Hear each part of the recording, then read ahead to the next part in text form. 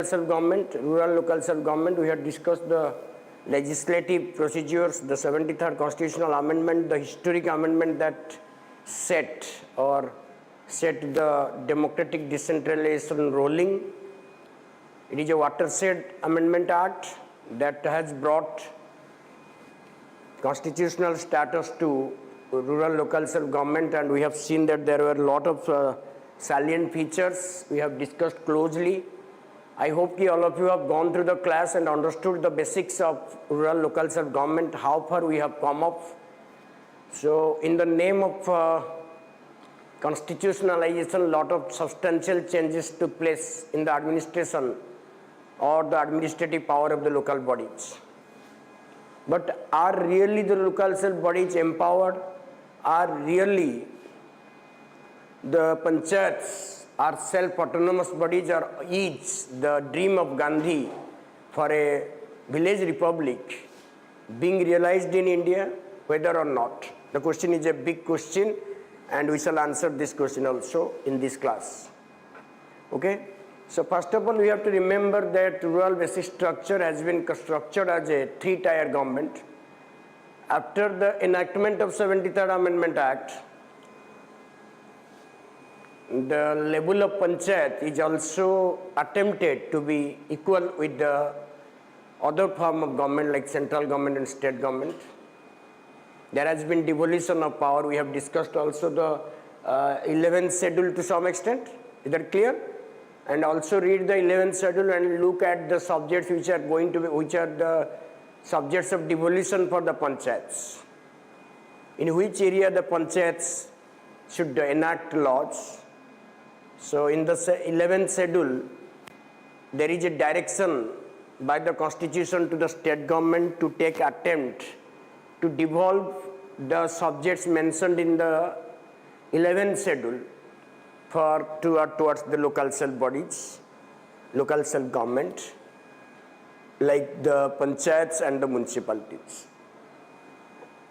Okay, so overall we can say that the process of constitutionalization has already set in, and the process of autonomous or village republic is set or has started. But whether it is complete or not, that is a debatable matter. Whether our panchayats, our local bodies are really empowered, really autonomous or not, that is a big question mark. So very often in the mains examination you come across a question always. It discusses the various defects of local self-government in India, and that is a very common question every year.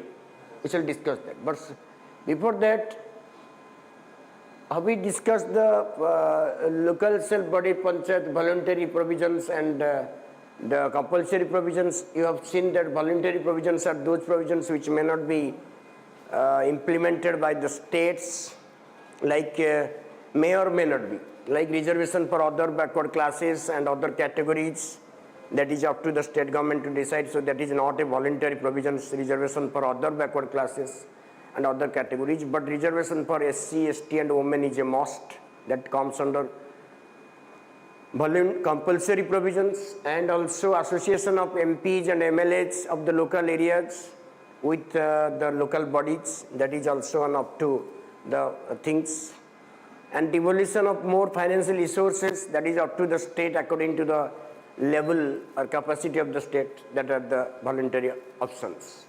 Okay, another thing that is a PESA Act, you know that there are exempted areas called which are not directly or 73rd Constitutional Amendment Act, which are not directly applicable to these areas.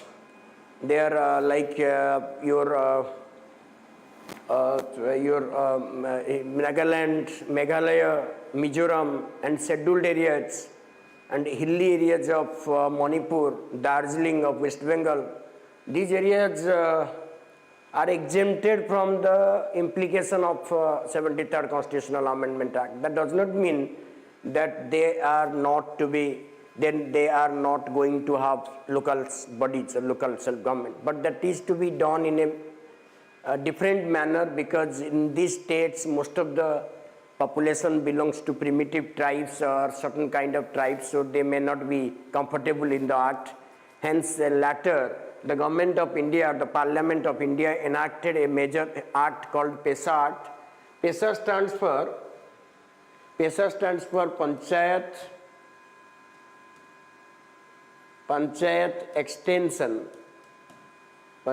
Extension to Scheduled Areas Act, that is popularly known as PESA Act. So it was made to make applicable the provisions of 73rd Constitutional Amendment to scheduled areas, especially the 5th scheduled areas. Because I told you the scheduled areas are the abode of tribes and they have a different socio-cultural settings.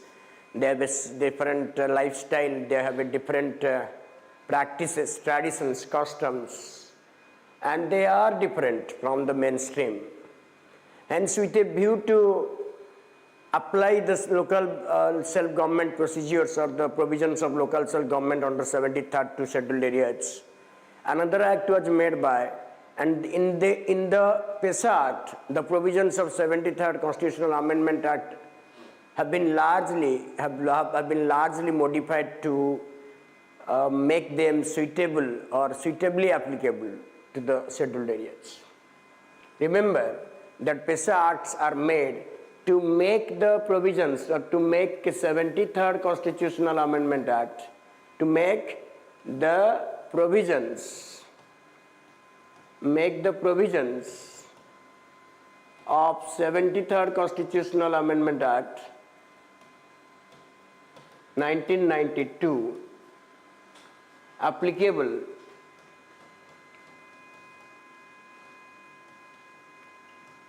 to scheduled areas, I mean the 5th scheduled areas.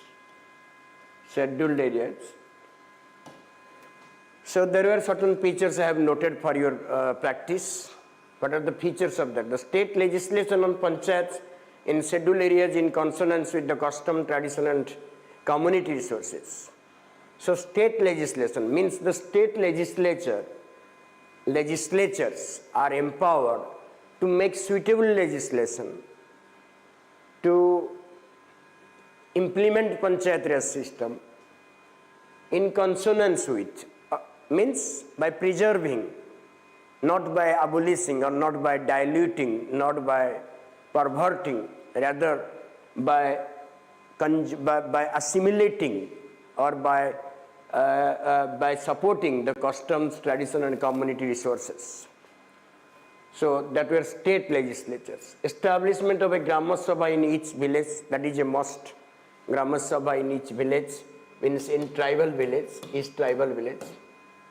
Grama Sabha shall be competent to preserve tradition, customary practices and resources.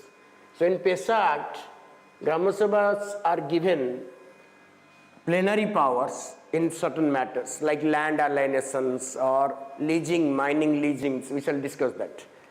So they were given competent to preserve.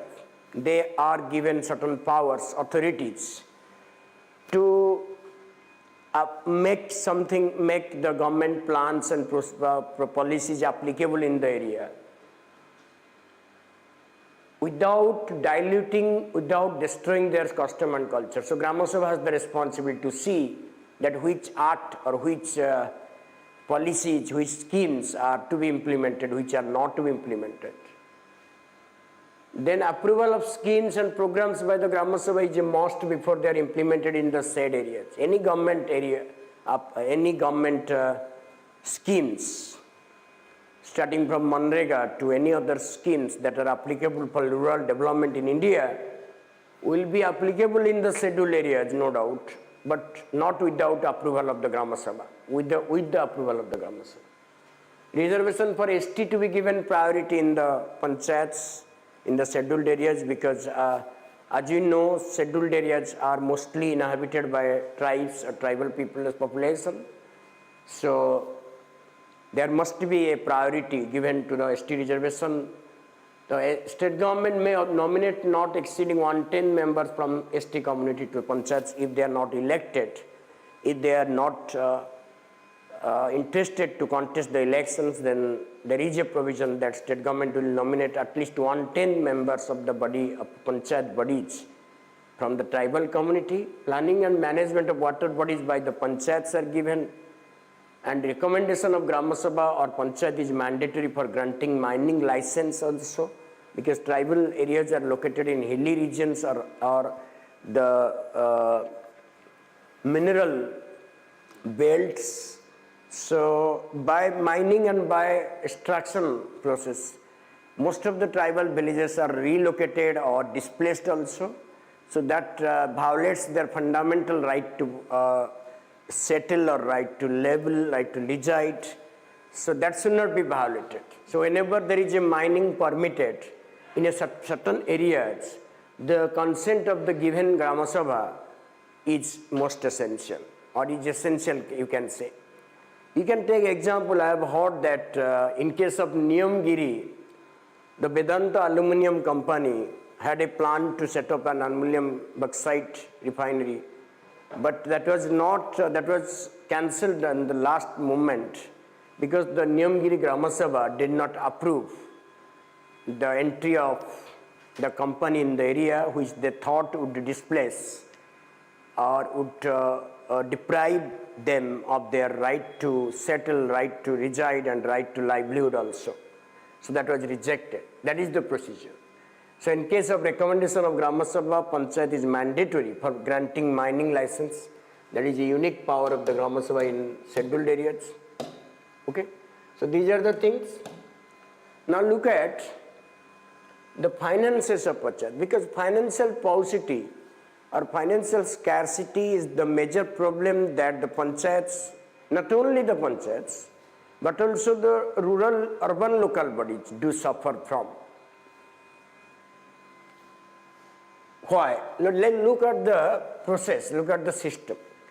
Present sources, central government grants on the recommendation of Finance Commission of India, some grants are specially made for them, devolution from the state government based on the recommendation of the State Finance Commission. So major source of income of the local bodies is the source of state government and central government grants. Okay. Then loans and grants from the state government, program specific allocation under centrally sponsored schemes, and additional central assistance, so like Manrega or any other Pradhan Mantri Awas Yojana or any other rural development programs that are implemented in the panchayats, and that is financed by both central and state government. So accordingly the panchayats avail the funds. And internal revenue generation of their own, which is very meager in amount, means very little in amount. So that you can see that a lot of issues associated with the finance of the panchayats. Finance is the fuel of administration, as it is rightly said. So we can talk of autonomy, we can talk of constitutionalization, we can talk of independence, but they have no meaning. Autonomy, independence, constitutionalization of local bodies or rural local self-government has no meaning without substantial devolution of financial resources to the panchayats.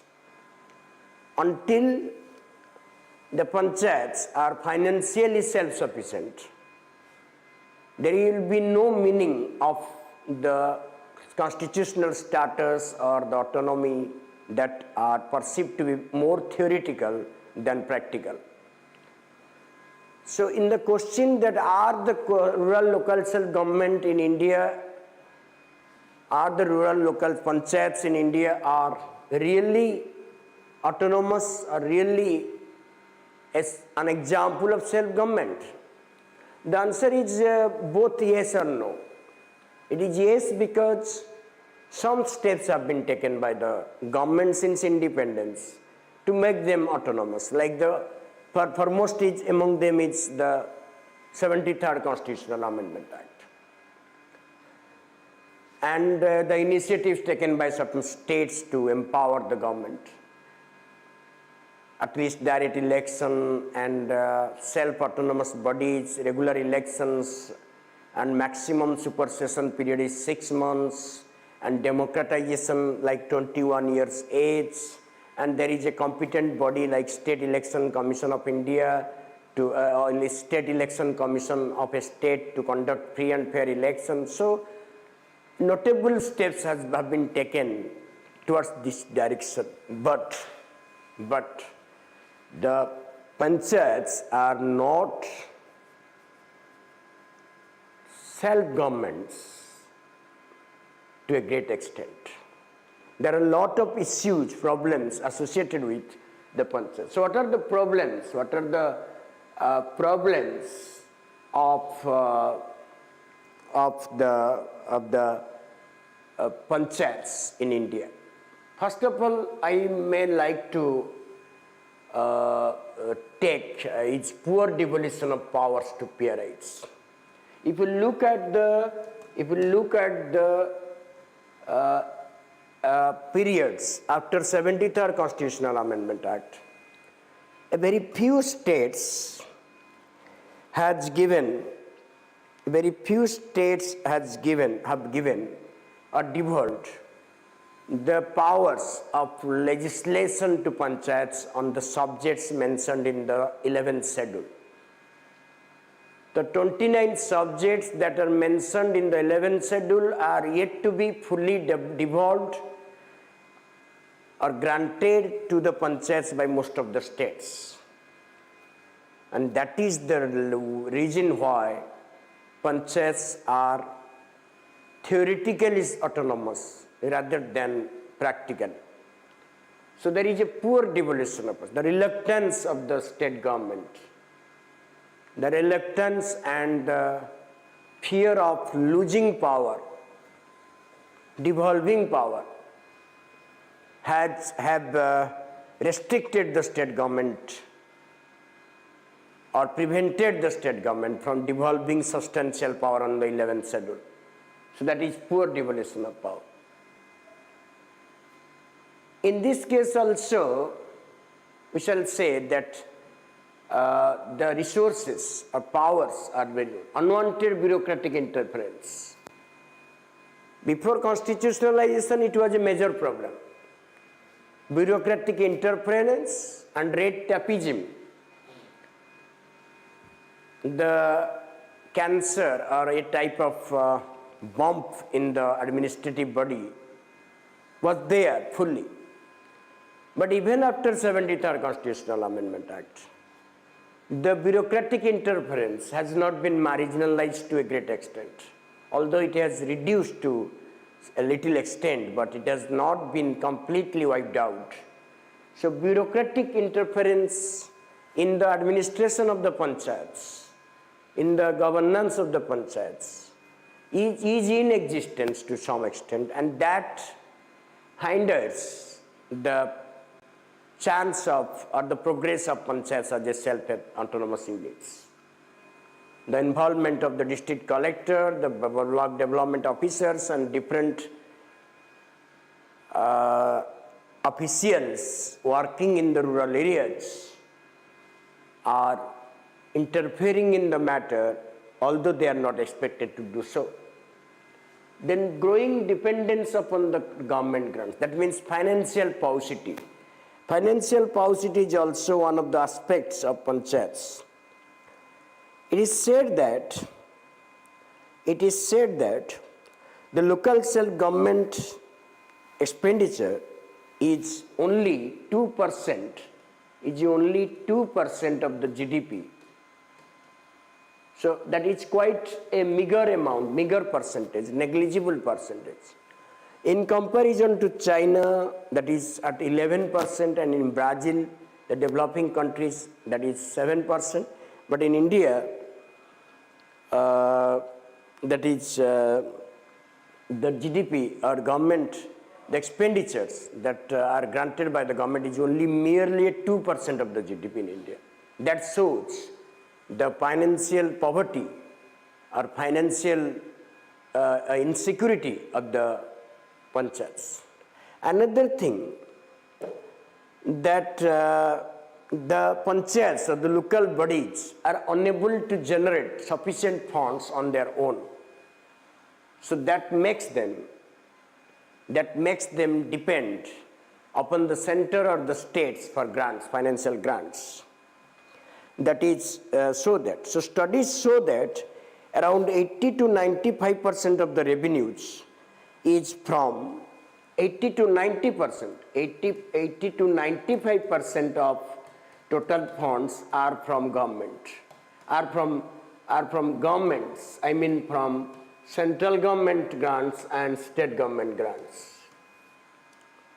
That is the reason why there is a growing dependence of the powers.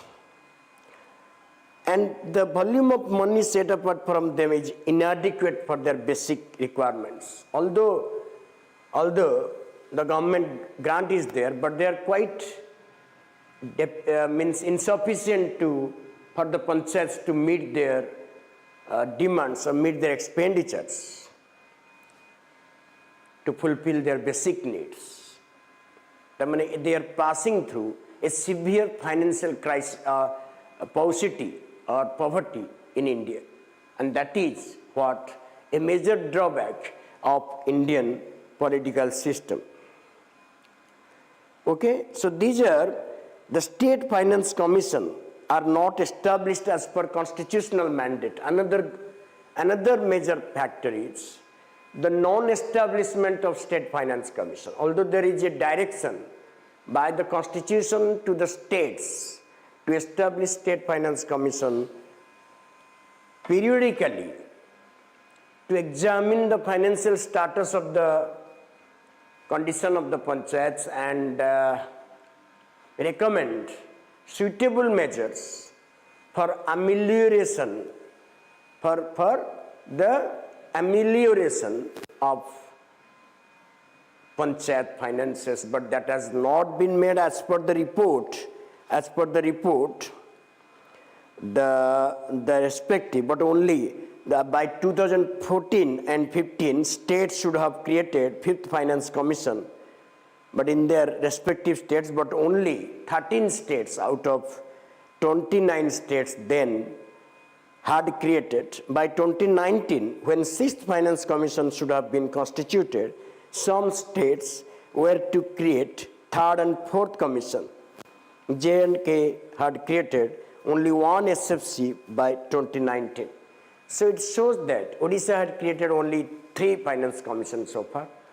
So there have been a lot of negligence by the state in establishing the State Finance Commission, and that is that exposes their intent, that how far they are willing to devolve financial resources to the panchayats. It is an ample proof that the states are directly reluctant to devolve more financial autonomy to the panchayats.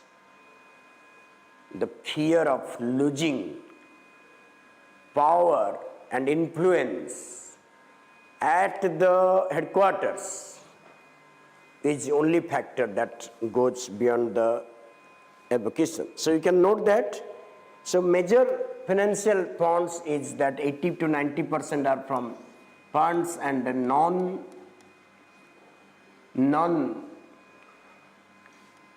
or you can say that inability of the panchayats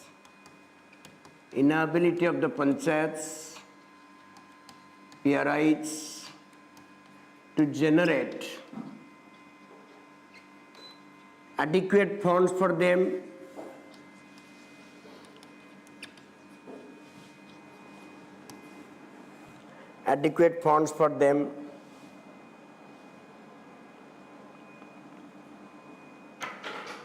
and non or regular absence of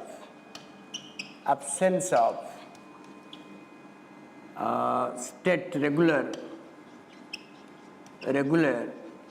state finance commissions.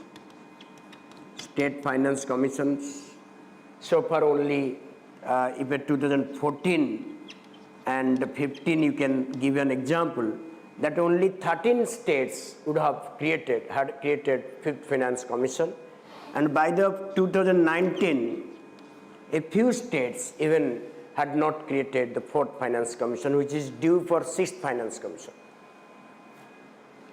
That were the reasons by the state finance commissions. Okay. So these are the major things about the growing dependency upon. It is also a financial scarcity, financial paucity point. That is financial paucity. You can add these points and these points. Growing dependence and growing dependence different points royalty. That is why are they growingly depend upon the panchayats? Why are they growingly depend upon the panchayats? Because of that 80 to 90% are, it shows, it is the proof that 80 to 90% of the funds come from state governments and central governments. Another is inability of the PRAs to generate adequate funds, and non-establishment of state finance commission on a regular basis. You can give example that by the end of 2013 and 14 and 15, although there was a due for establishment of Fifth Finance Commission, but only 13 states have created only 4th to 5th Finance Commission. Most of the states have not established. Okay. Then reluctance to use fiscal powers. The state government are not elected to, are reluctant to devolve more financial powers, autonomy, fiscal powers like taxation powers and other powers to the panchayats. That is the lacuna of the panchayats. Okay, so that is the main things. Next is so reluctance to fiscal power is lack of devolution. That is reluctance to devolve taxation powers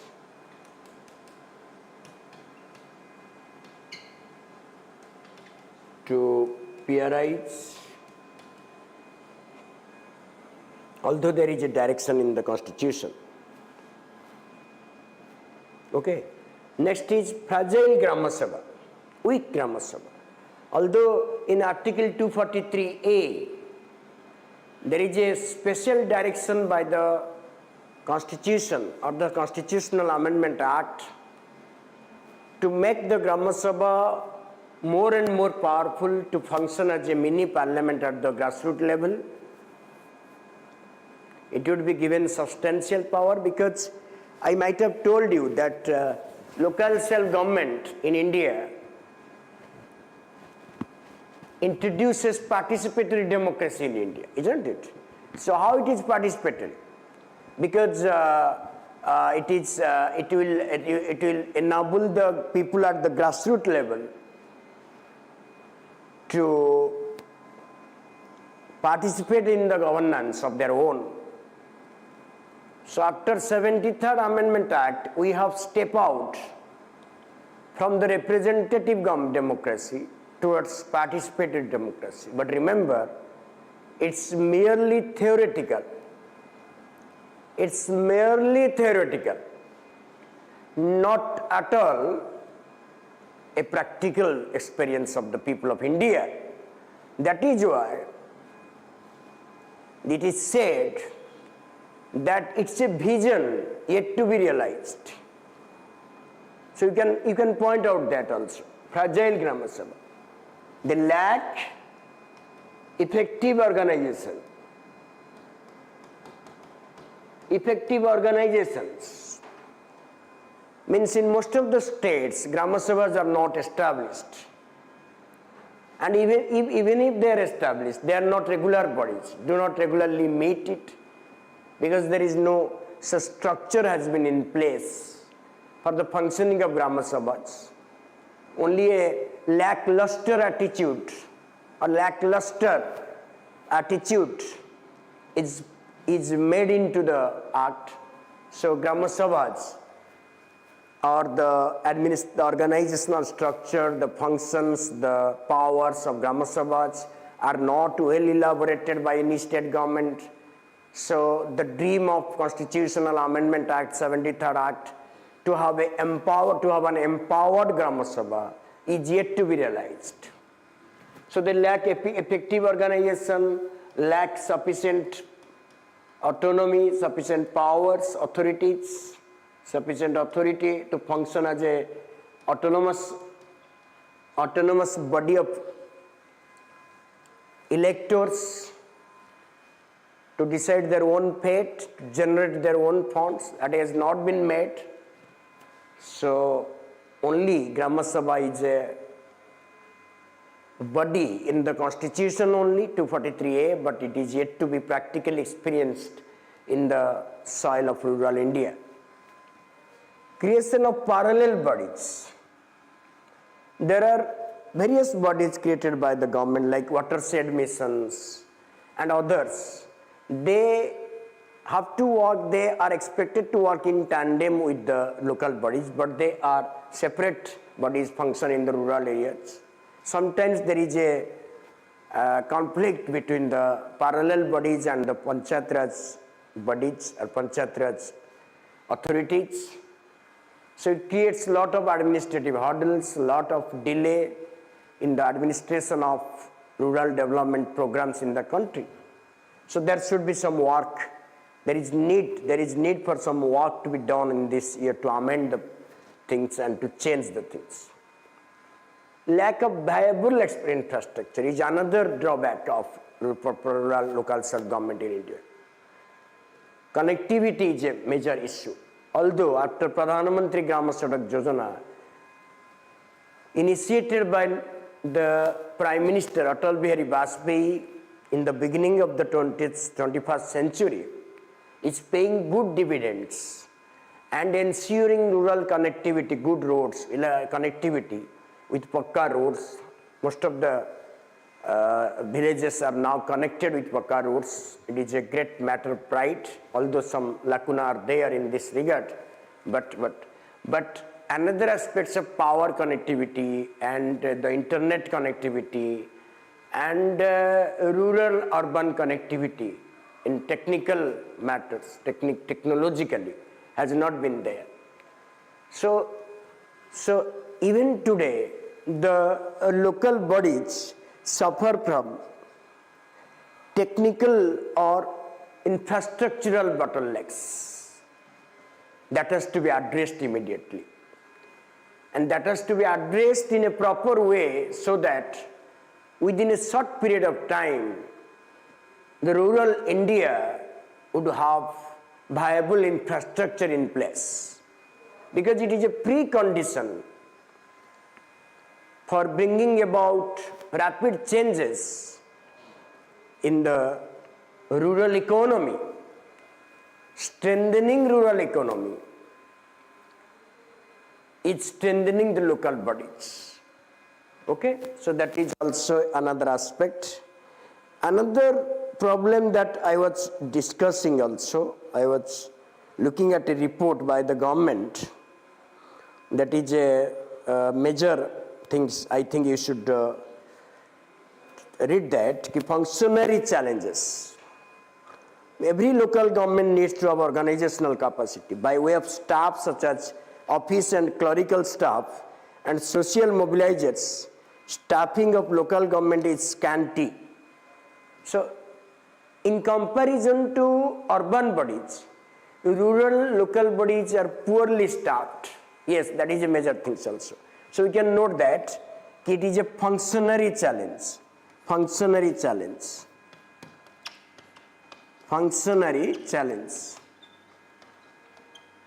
Functionary challenges.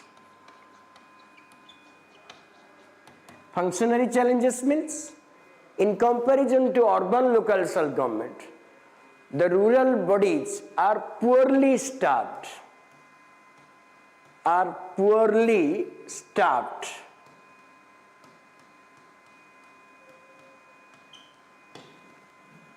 means there is insufficient. So the report shows that staffing of local self government is scanty. Many panchayats share a single secretary who is often overburdened. Technology has been used to centralize the delivery of local services, which has been detrimental to local decision making. Technology has been used to centralize the delivery of services to panchayats, which is detrimental to local decision making body. So that is also a functionary challenges. And according to report, other challenges include criminal elements and contractors are attracted to local government elections, especially in urban areas. They are able to win elections through corrupt means, as local elections do not get same scrutiny by the state assembly or general elections. Election to local bodies are often delayed for long period of times. There are no functional government. Despite relatively higher level of literacy and educational standards, city dwellers do not take adequate interest in the functioning of the urban government bodies. And in rural India also, the participation of people or the rural educated mass in the elections is even still a very negligible aspect. The apathy of the educated and conscious rural people towards panchayat and its elections is very heart-rending, you can say. I don't think why these people are away from this hurly-burly of politics. So that is a major lacuna, that the functioning of the panchayats have been blocked. Okay? While women have been empowered with representation to show, that is also, you can say, dummy representation, or you can say that is dummy representations in place of women. Dummy representations. According to the report, while women have been empowered with representation through reservations of seats, the Sarpanch Pati syndrome limits the effective Sarpanch Pati syndrome. The symptom, Sarpanch Pati syndrome. That means that the women Sarpanch are only in the name of the paper only, but is only nominal head, and the male relative, usually the husband, wield actual power. Okay, so that is the things about the panchayat bodies. You can add other issues also, basing upon your local experience. You can add. Remember, always give some individual experience also, because you are a matured, educated person. So you must have been interacting with the people, you are conscious about the system, about the elections. In 2022 February, you must have witnessed the panchayat election in the whole state. So what, in your views, are the lacuna that should be addressed in order to make the rural local bodies really autonomous and independent? You can add that. Now we will discuss how to solve this problem. These are the points that you have to take as the problems associated with the rural local bodies. But now, what are the problems? What are the issues? What can be done? What can be done? What can be done to address the problems? Address the problems suffered by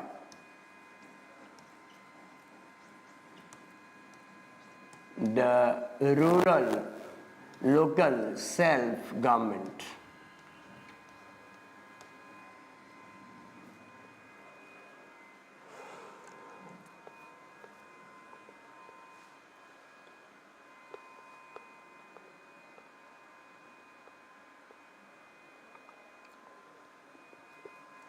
So we'll note that. We'll note that what are the what must be done, what must be done to devolve more power. Please have a look at this.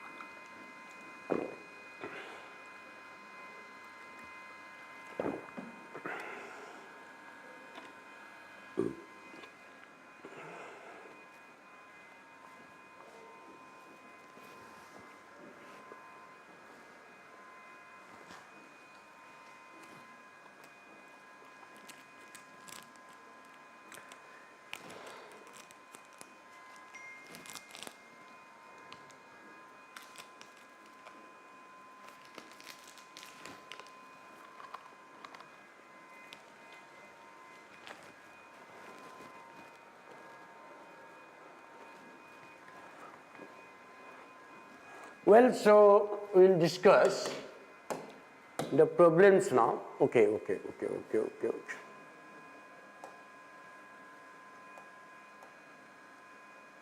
Okay, we shall discuss the problems, the solutions. What can be done? Yes.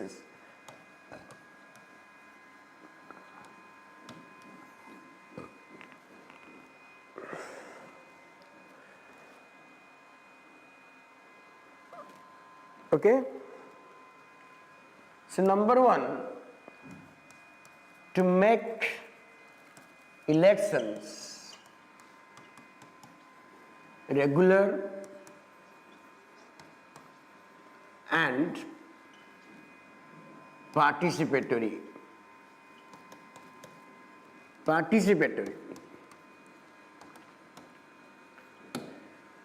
The rural people must be politically educated. There should be efforts.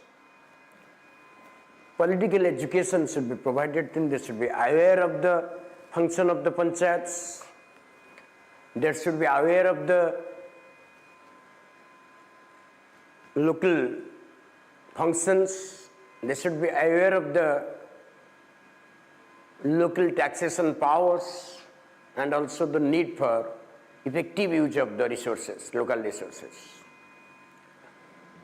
So there must be a complete participatory government. Not only elections should not be taken as just a game or a joke. Each and every member of the panchayat or individual in the panchayat should understand its duties towards it. So he should or she should participate in the election in a democratic manner, not to be biased or not to be blind to the system. Number two, regular appointment of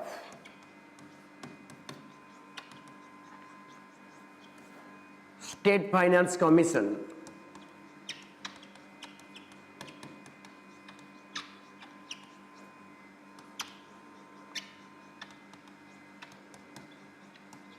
by each state and endowing them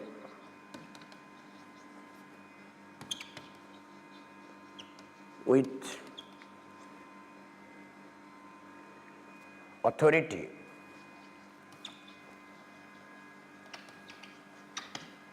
to have extensive recommendations As we have noted in the problem that most of the states have not even set up commissions according to the need. Some have only 1 or 2, some have only 3, but the due is for 6 finance commissions. 6 finance commissions. If you consider the 1992 evolution, every 5 years there must be a finance commission. So it has been since more than 30 years. The 1992 Act has been put into force. But despite this fact, a few states have only, 13 states have only, as I have told you, established 3rd or 4th finance commissions. In Odisha, there has been only 3 finance commissions. So far my knowledge is concerned, you can consult any sources also if it is there. And most of the states have not even, have only provided for only a single state finance commissions. So there is a need for regular appointment of state finance commission and endow them with real authority. Okay, next. Number 3, implementation of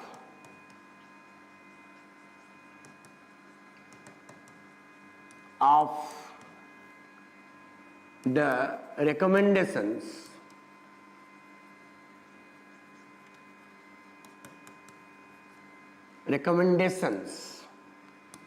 of state finance commissions in letter and spirit.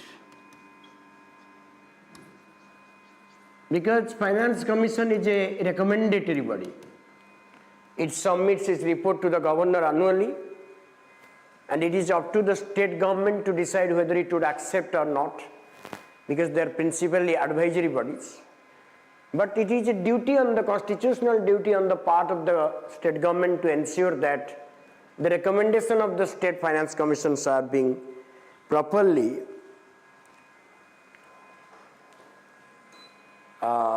implemented in letter and spirit, so that the effects of recommendation would be felt and the progress will be made in this regard. So number 3. Number 4, reinvigorating by restructuring you can say, or strengthening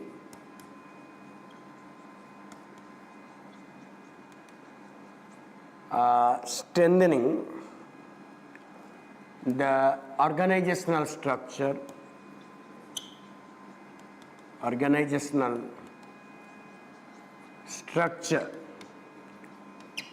According to the report, panchayats are burdened with huge amount of work, and other departments thrust on them without being compensated for the extra administrative cost.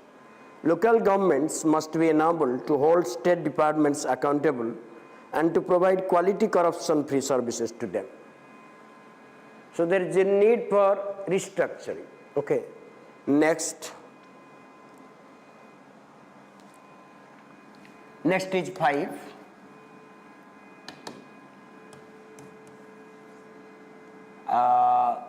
To improve capabilities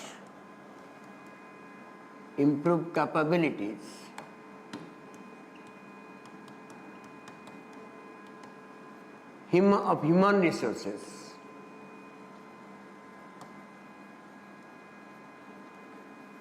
employed in PRIs.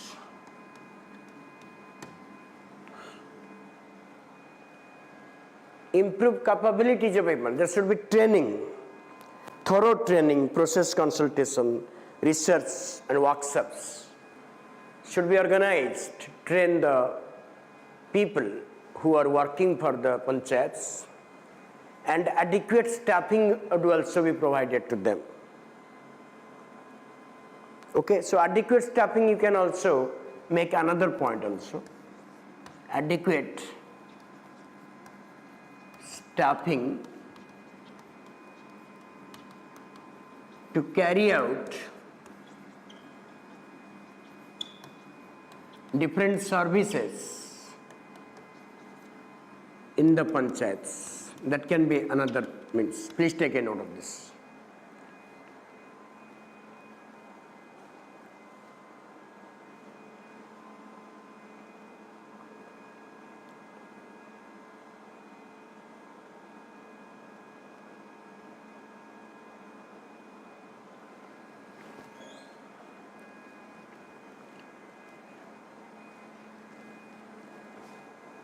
Okay, another thing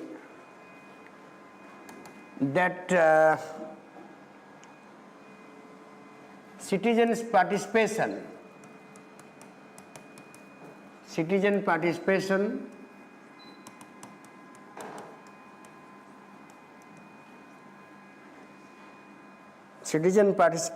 and engagement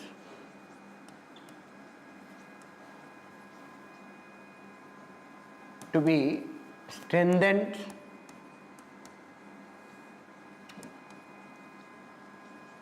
there should be open system for information to the people.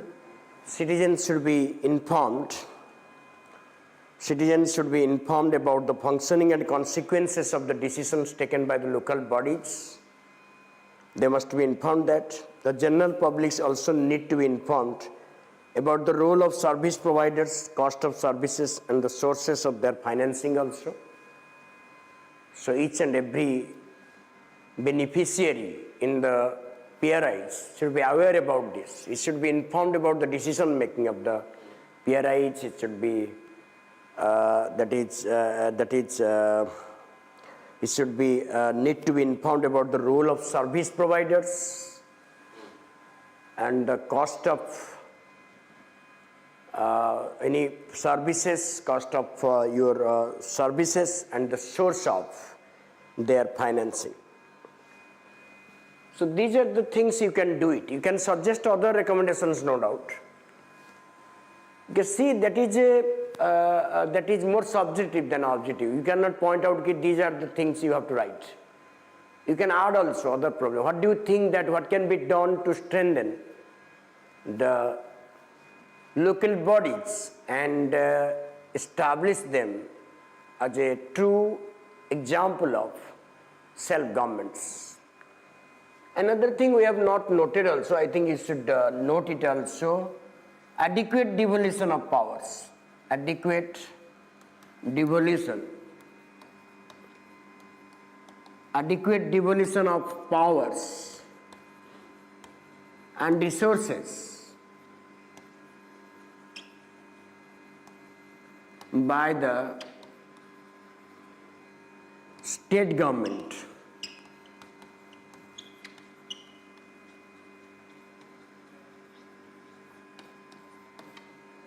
Adequate devolution of power and resources by the state government, because it is the, you can say it is the major reason why panchayats are not being self-autonomous, why there is still a long way to go to realize local self-government in India. So far we have shown only half-heartedness.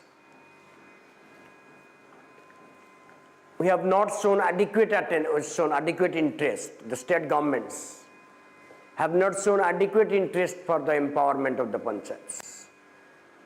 And it is a willing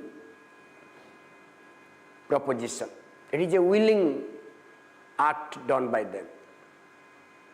They can, but they have not.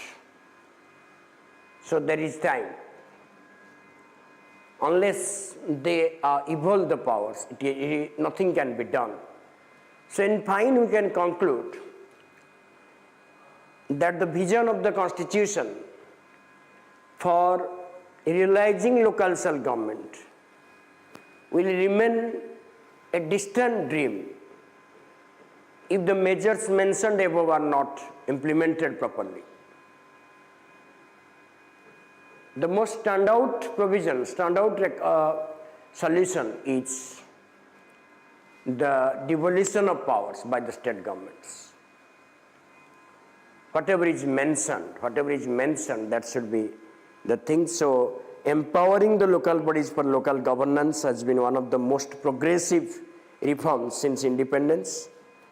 It has envisioned to place the governing powers in the hands of the general populace. Just like every other reform, this one has a few loopholes. Nevertheless, if these gaps are removed, if the lacuna are mended, if the loopholes are plugged, then the true realization of true local self-government will not be a distant dream. Okay, so this is all about the problems associated with local bodies. So this can be also referred to in urban local self-government. Is that clear? We can add this and also have your own individual opinion, if any. Add the practical issues if you have come across. You can add a point basing upon your own experience in the rural areas or basing upon your newspaper reading and analysis of news regarding the apt solution for empowerment of rural bodies. Okay? So this is now take a look at the role of function of sarpanch. The role and function of the sarpanch. I will tell you the detail also in the panchayat, but have a study about the role and function of the sarpanch, panchayat samiti, block chairman, and also the Jilla Parishad members and the Jilla Parishad chairman. They are authorized to have some functions. I have noted for you the role of panchayats, sarpanch. The sarpanch is the head of the panchayat. The sarpanch together with the other elected panchayat members, ward members, constitute the Grama Panchayat. The sarpanch together with the other elected panchayat members constitute the Grama Panchayat.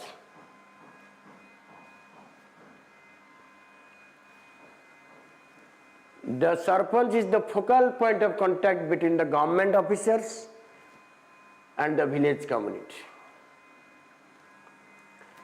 He is a bridge, link point. He is a link, principal link between the government officials and the rural local community. He is elected for 5 years. He calls the meeting of the GP and presides over them. He summons the meetings of the Grama Panchayat and he is the president, he presides over it.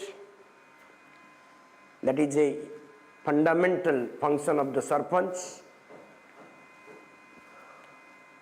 He decides the dispute of the villagers with the help of other panchas. There is Nyaya Panchayat here not established in most of the states, I think. So sarpanch and ward members are also have also been provided with the power to dispute resolution. The rural disputes, petty disputes that come up can be solved by the sarpanch. He sanctions and monitors the developmental schemes and programs in the village under him. He approves the work order and ensures the sanction of implementation of state government and central government policies and schemes in the meant for rural development, and also monitors the developmental schemes, whether they are properly implemented or not. He is the principal link between the state and the Grama Panchayat that we have already discussed. He looks after the building and maintenance of infrastructure in his area.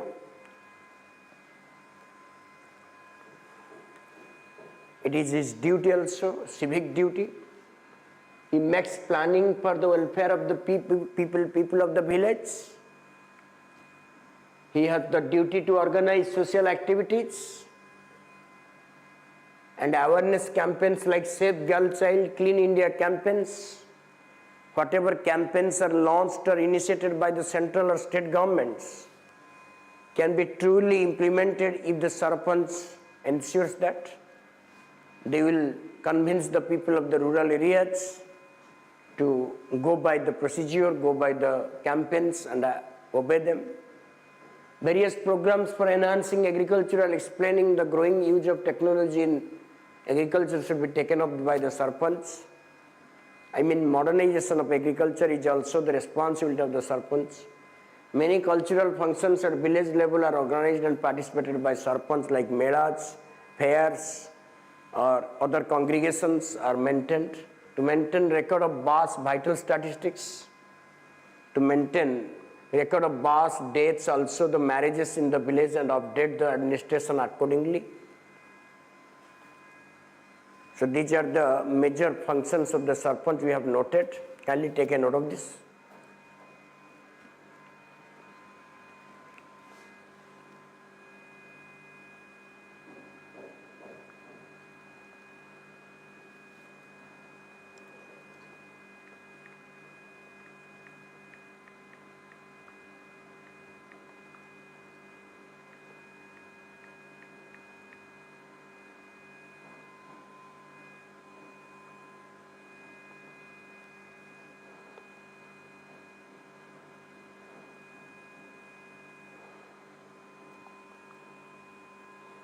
Okay.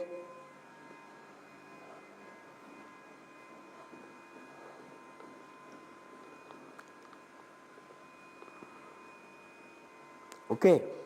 So now this is the body, births and deaths. So now the Panchayat Raj in Odisha, but before that, let us know certain facts about the Panchayats. So role of Panchayat Samiti, redressal forums, and that is steps in our household survey, role of women, district level. The local block level institution is called Panchayat Samiti, and the Panchayat Samiti is a link between the Grama Sabha and a Grama Panchayat and local bodies. It ensures execution of different policies, programs of the government. It is a nodal body for the development of rural region in a given area like block. So it is in the intermediate level. The Panchayat Samiti is the link, and the Samiti is elected for 5 years. It is a local government body at the Tehsil and Taluka levels in India. So all of them, Jilla Parishad, Panchayat Samiti and Grama Panchayat, have been demarcated with their given power for the rural development. Now I have taken some points of Panchayat Raj in Odisha simultaneously.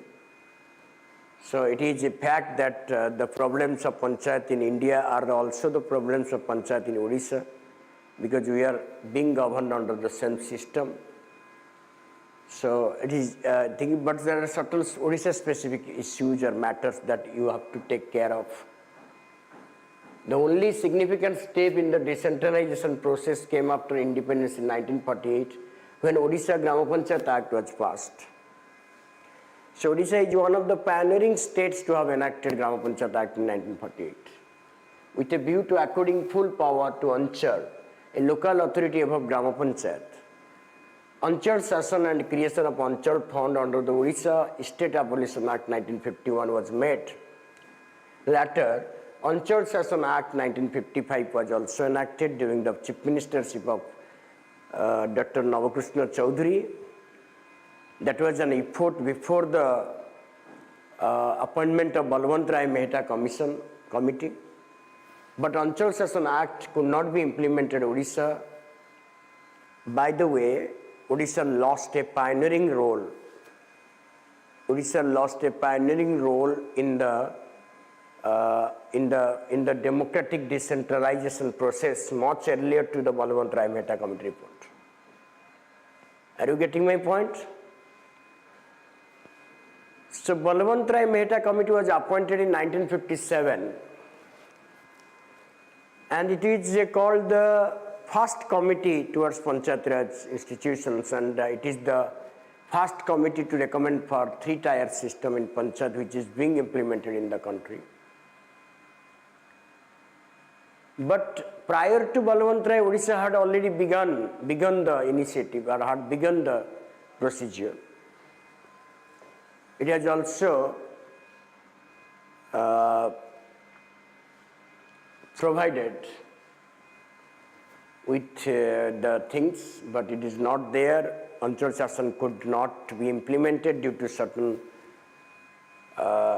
circumstances in the government. And by the way, Odisha lost a pioneering role in democratic decentralization before Balwant Rai Mehta. The fate of peerage was under the departments during the 50s and 60s, like other states.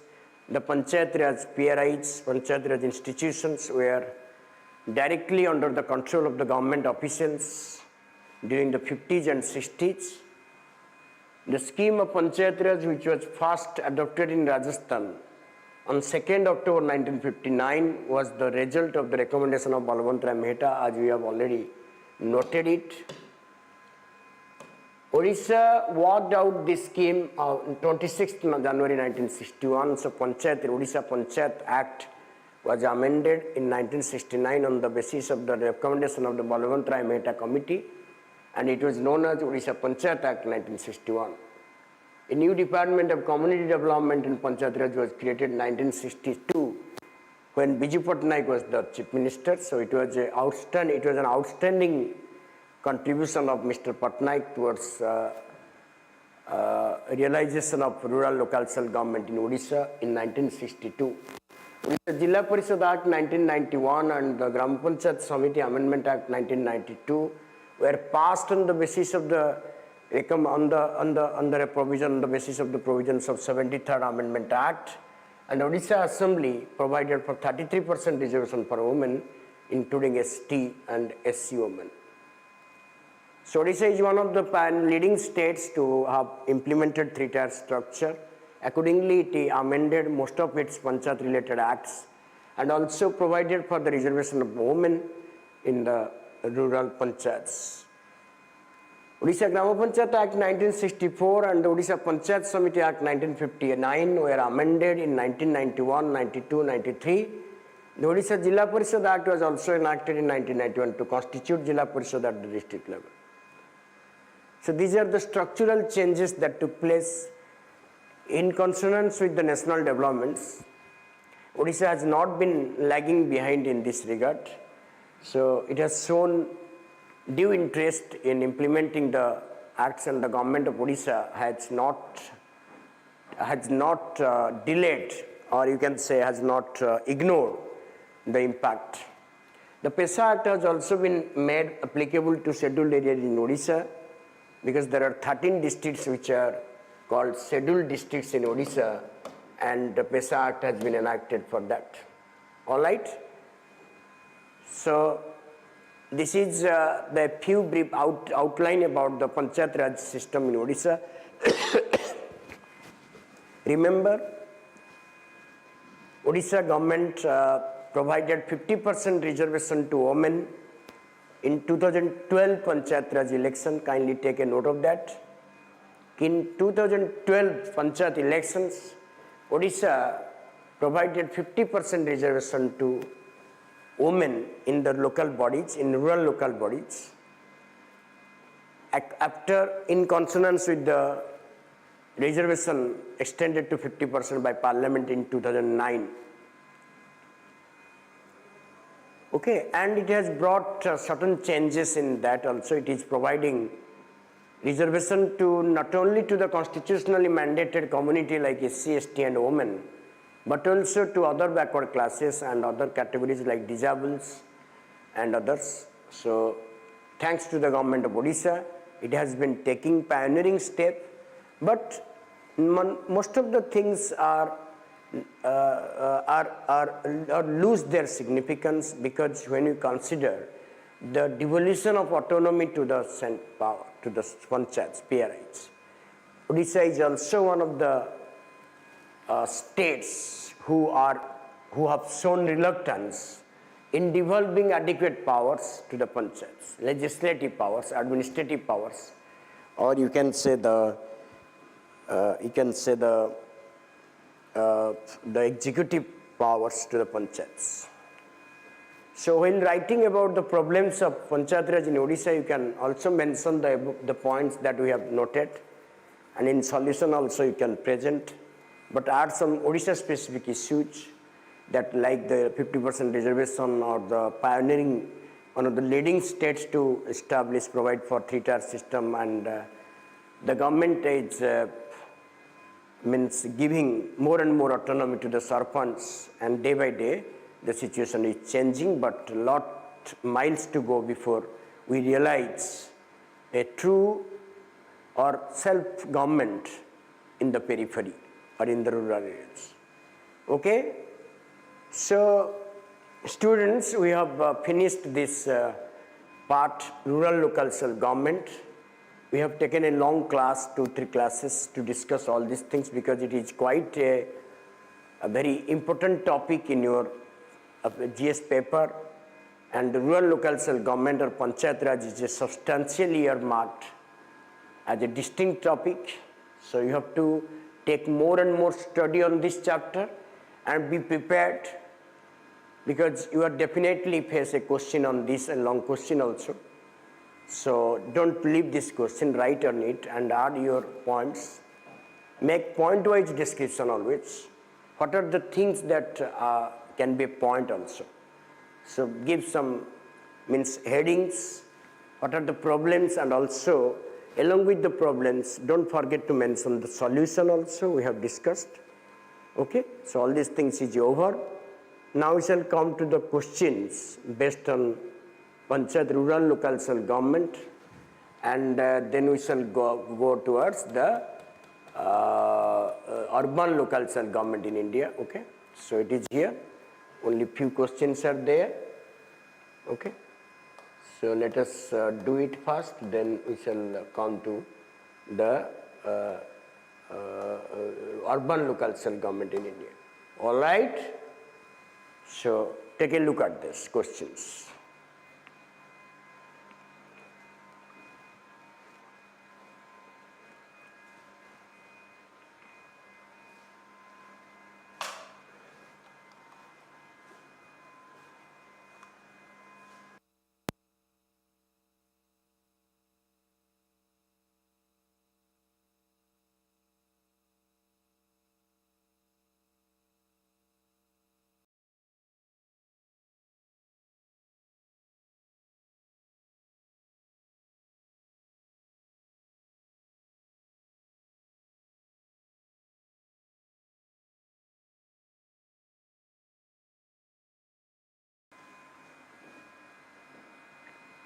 Ready?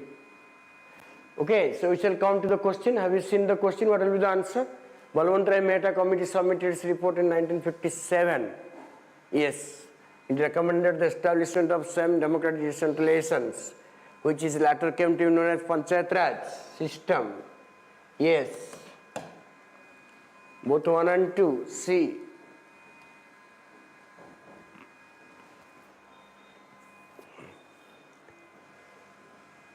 What is incorrectly matched?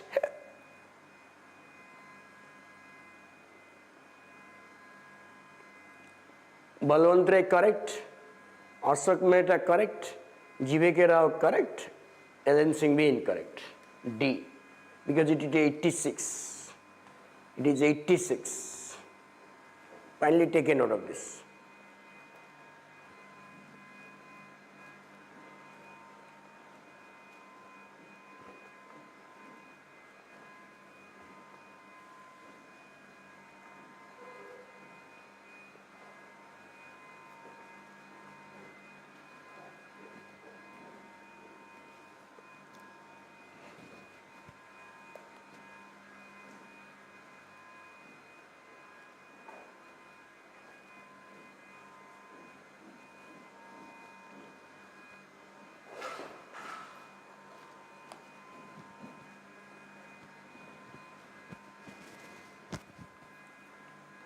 Okay, now we shall come to the next page. Which of the following committee related to Panchayat Raj was not appointed by the Congress-led government? It is Ashok Mehta Committee, 1977, by Janta government.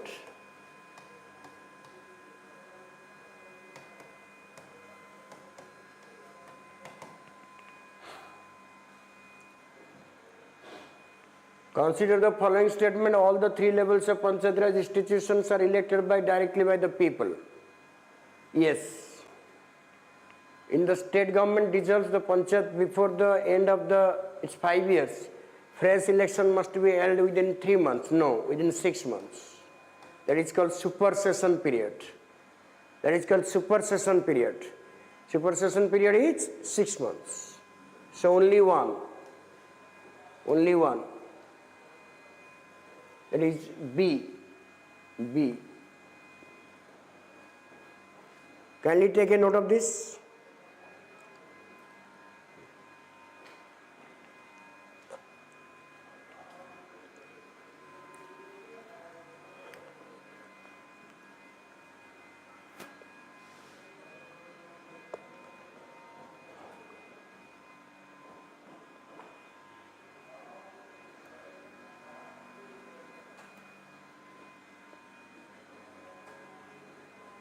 Okay.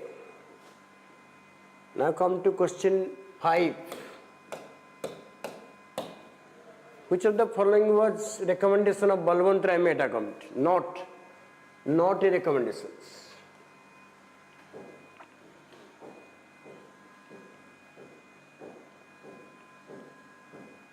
The village panchayat should be constituted with directly elected representatives. The district collector should be the chairperson of the panchayats. The head of the district panchayat should be directly elected. The panchayat samiti should be the executive body, whereas the Jilla Parishad should be an advisory body. That is C.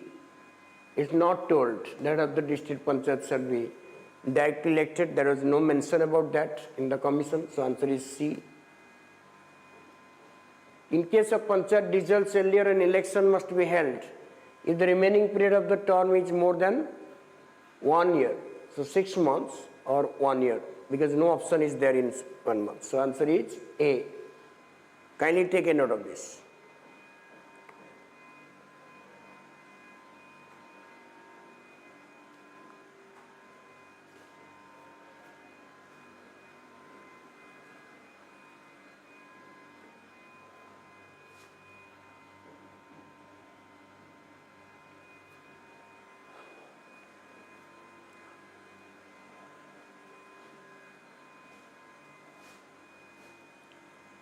Okay. Now, consider the following statements. There should be a two-tier system. Jilla Parishad should be the executive body. There should be official participation of political parties. A minister of Panchayat Raj should be established. Which of the following are the recommendation of Ashok Mehta Committee of 1977? What do you think? Yes. All the above are Mehta recommendations. Which of the following committee is recommended for the creation of a post of district development commissioner with a view to overseeing the developmental work? That is G.V.K. Rao, yes, 1985. So answer is A.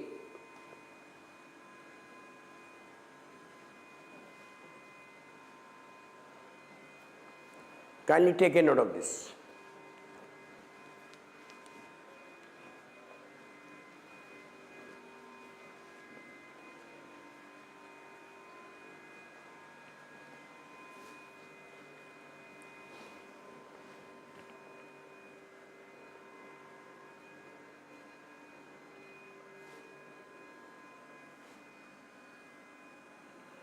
Okay. Now, In which of the following states the right to recall elected representatives at Panchayat level is invoked? Okay, I have not told you right to recall.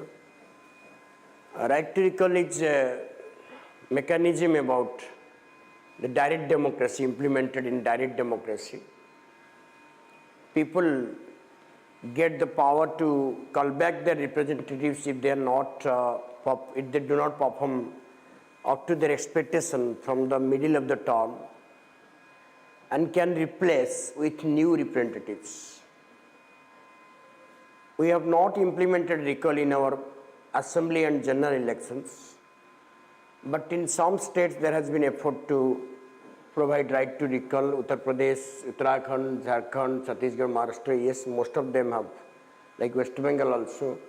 So there are a lot of states which have been introducing, but despite introduction recall, nothing substantial has taken place. For example, in UP, although there has been recall provisions, but it is not being properly implemented, and people do not have the crime or panchayat, local crimes and local exploitation is on a rise sometimes in UP despite all these provisions. But there are certain states, yes, you can say. 10 National Panchayat Raj Day is observed on 24th April every year, yes. 73rd Act came into effect on that year, yes. Both A and 2 are is the correct explanation of A. It is answer A. Kindly take a look at this.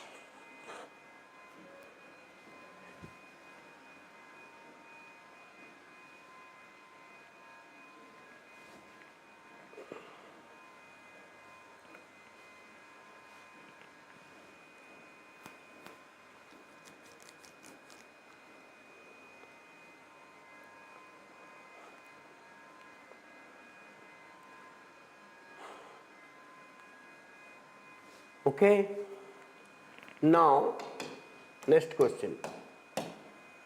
As per the provision of 73rd Constitutional Amendment Act 1992, three-tier system of panchayat is not applicable in case of states having less than 20 lakh population.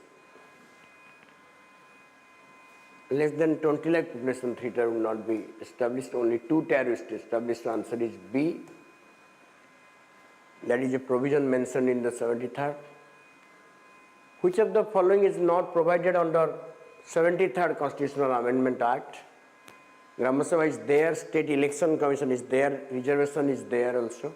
Ward Committee is not there. Ward Committee are mentioned under 74th Constitutional Amendment Act. So that is also a point to be noted. Which of the following is not an exempted state under 73rd Amendment? Mizoram is there, Meghalaya is there, Nagaland is there, Tripura is not there. So Tripura is not an exempted state. Okay.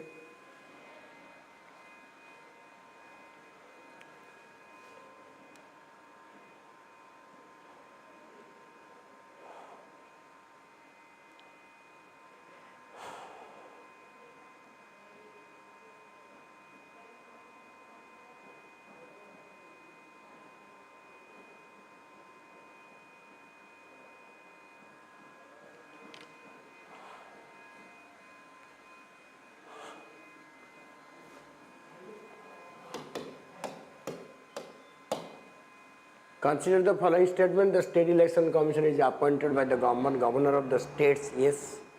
The State Election Commission enjoys office during the pleasure of the governor. No. The State Election Commission does not enjoy the office during the pleasure of the governor. He is removed by the president in the same manner a judge of High Court is removed. So it is not there. The condition of his service and tenure of his office is decided by the state legislature. Yes. So 1 and 2 is correct only, which is not correct. Okay. 1 and IV are correct. It conducts election to panchayat, municipalities and trade unions. No. Only panchayats and municipalities, not trade unions, because they are pressure groups. They hold their election on their own. The source of maximum income to panchayats is I think state government grants, but it's not clear whether it is there. Yes, it is state government grants. A. Okay.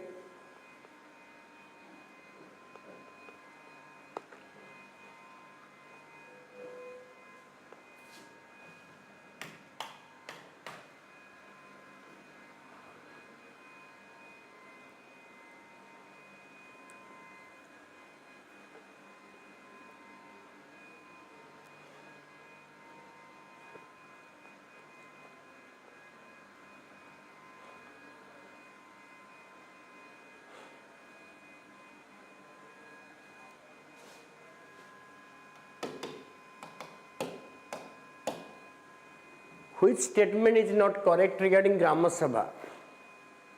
It is a body consisting of persons registered in the electoral rolls of the village comprised within the area of the Panchayat level. Yes. It is a village assembly consisting of all the registered voters in the area of the Panchayat. Yes. Its powers have been determined by the union legislature. That is wrong. Its powers and functions at village level are like state legislature at the state level. It is also not wrong, but it is completely wrong. C. C is wrong. Powers have been defined by the state governments. Which is at the apex of the three-tier system? Jilla Parishad. Isn't it? Jilla Parishad. A very easy question. So, Jilla Parishad is at the apex, means top.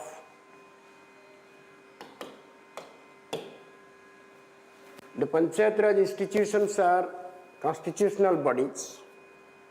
The maiden attempt to constitutionalize the PRA was taken by the VP Singh government.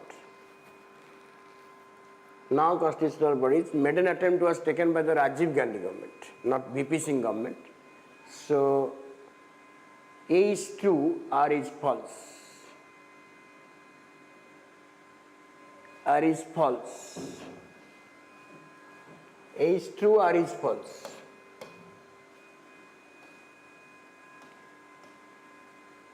A person to be qualified for contesting panchayats election must have attained 21 years. C.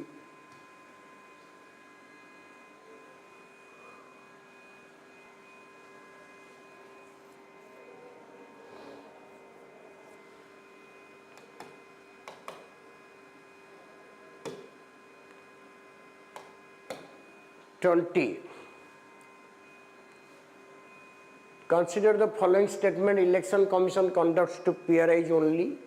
Wrong, because it also conducts election to municipalities. It is established under 243K of the Constitution. Yes. It resolves disputes of panchayats and municipal elections. Yes. So, okay. 243K, 2 and 3, yes, only 2 and 3. C. The election to panchayat are to be held. It is every 5 years. C. It's very easy.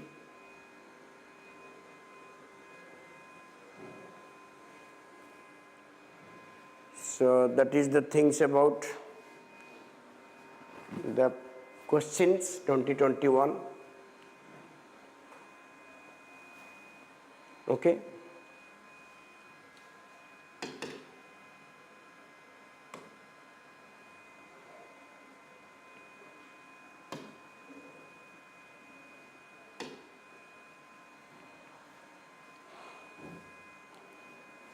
In areas covering under the Panchayat Act 19, what is in the role of power of Grama Sabha? Grama Sabha has the power to prevent land alienation in scheduled areas. Land alienation means taking away of land of the tribals. That is Grama Sabha. Without the approval of Grama Sabha, nothing can be done. Grama Sabha has the power of ownership of minor forest bodies. Yes. Recommendation of Grama Sabha is required for granting prospective license to mining leads for any mineral in the scheduled areas. So, all of them are correct. All of them are correct. So all of them are correct. D. Very important question. Kindly have a look.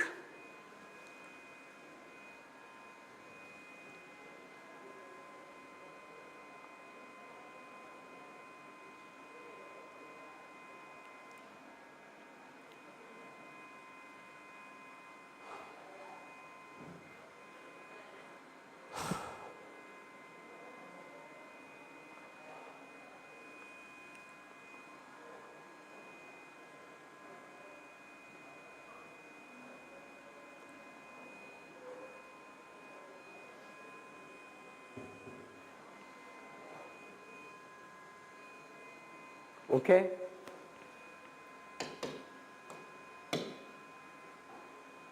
(23) The government enacted Panchayat Act, PESA Act in 1996. Which of the following is not identified as its objective? To provide self-governance, to recognize traditional rights, to create autonomous regions in tribal areas, to free tribals from exploitation. That is not a it is implicit, but you cannot say that is mentioned. So that is D.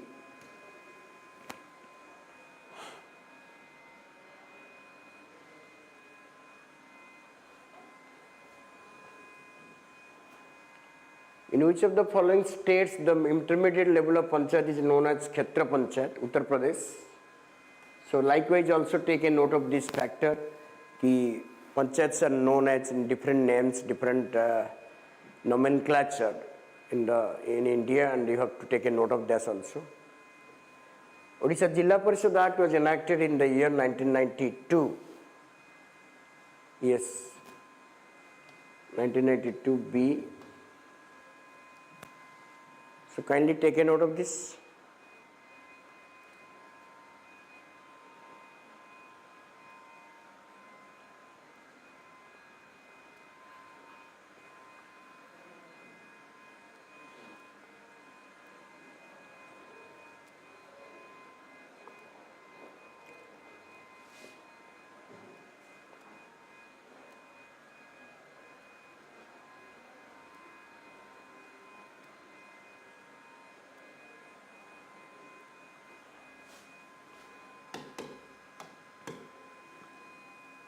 Which of the following states do not have a two-tier structure of panchayat raj in India?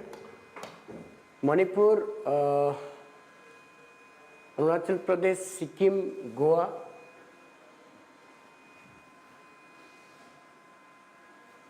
Okay. So the following state does not have a two-tier structure. Does not have a two-tier structure. So two-tier structure can be Sikkim, I think. Okay, but I will let you know. Somewhat doubtful, because most of the states seems to have two-tier structure, because smaller states. Okay. Okay, so we shall take the decision also. So for the timing it may be Manipur, because hilly areas are not there. So maybe. Consider the following statement: the minimum age prescribed for any person to be a member of panchayat is 25 years. No, it is 21 years. A panchayat reconstituted after the premature dissolution continues only for the remaining period. Yes. What is the statement given? Only 2 is correct.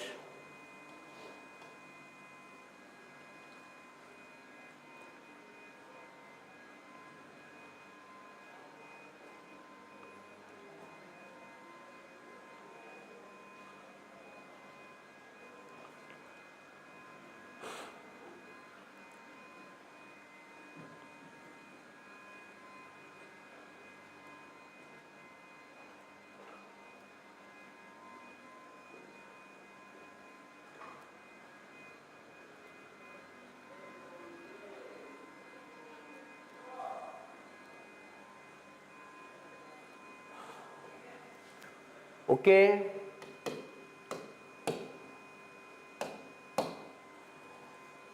Which of the following is not a fifth schedule states?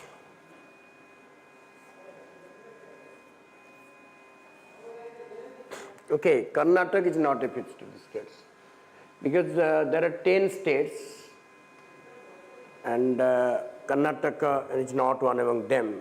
It is Maharashtra, Gujarat and Andhra, Telangana, Madhya Pradesh, Chhattisgarh, Rajasthan, Himachal Pradesh, Jharkhand, Odisha. So there are 10 states come under the fifth schedule area. How many districts are there are fully scheduled areas? There are 7 districts are declared as fully scheduled areas in Odisha. We shall discuss at right time. Department of Community Development and Panchayat Raj was inaugurated in 1962 by Biju Patnaik.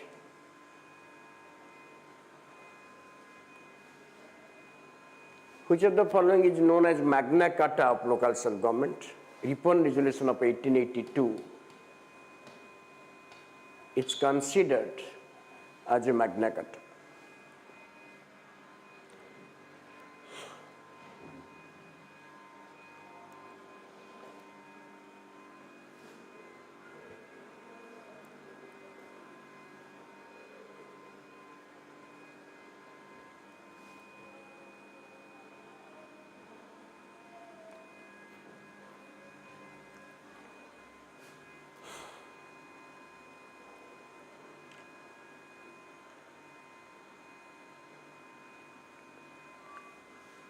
Okay. What was the main purpose of behind bringing Panchayat Raj system in India? To prevent criminalization of politics, to development of village, centralization the political power to the granular purpose. Yes, that is the most important aspect of Panchayat Raj, to decentralization of political power to the general public. Consider the following statements. The excise schedule of the Constitution of India contains 29 subjects. Public distribution is not among, yes, it is one among them, so it is incorrect. So only one is correct.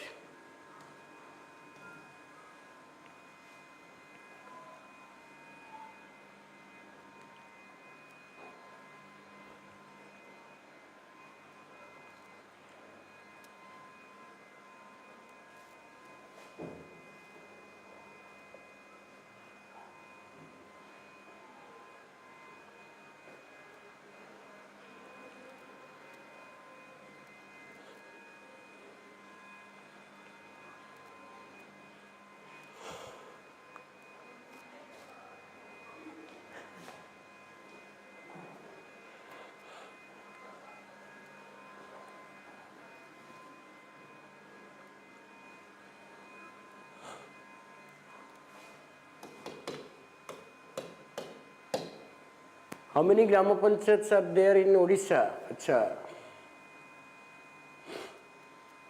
Yes, 60798, but get updated also because new panchayats can be established by state government whenever there is a need for that. So at present, as per the 2022 elections, we had this number. Number of tribal blocks in Odisha, 118 out of 314. There are 118 tribal blocks in India.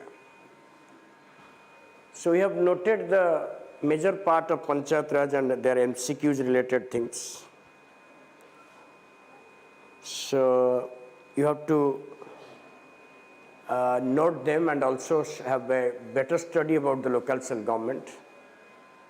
Prepare well for this topic also because it will enhance, it will help you in not only in the prelim but also in the mains exams especially.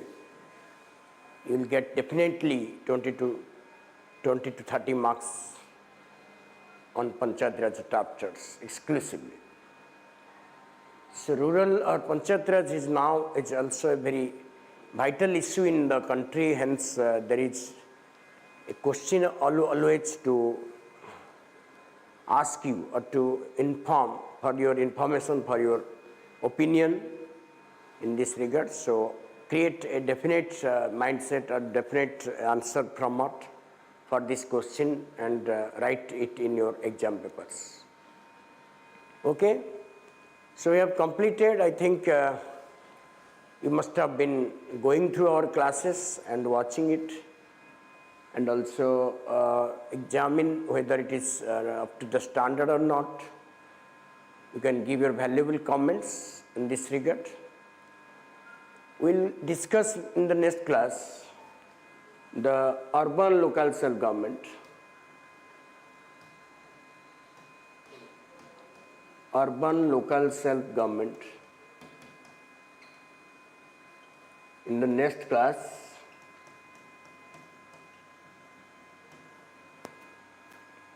and in the urban local self-government, we will study the establishment of various urban bodies, statutory urban bodies like municipal corporation, municipality and NSCs. And also there are certain kind of cities like port trust, cantonment boards, industrial townships. So number of urban areas are there. Different categories of cities are also there. Like smart cities, innovation or technological incarnation of cities, application of ICT has made possible some smart cities. So we'll discuss briefly about them, and also focus on the urban administration issues of urbanization also, and how does the urban body, how do the urban bodies address the issues of urbanizations? That is a question mark also. That is a big question you have to answer. So we will not go to that extent also, but we will discuss what are the lacuna of these bodies. And in this way, you can understand that how the urban bodies are capable of addressing the problems of issues affecting urbanization in India. And also we will take a special note on 74th Constitutional Amendment Act 1992 and its implications in that also. We'll take up that, okay? And I will also take up the problems of the urban local self-government and also the solutions.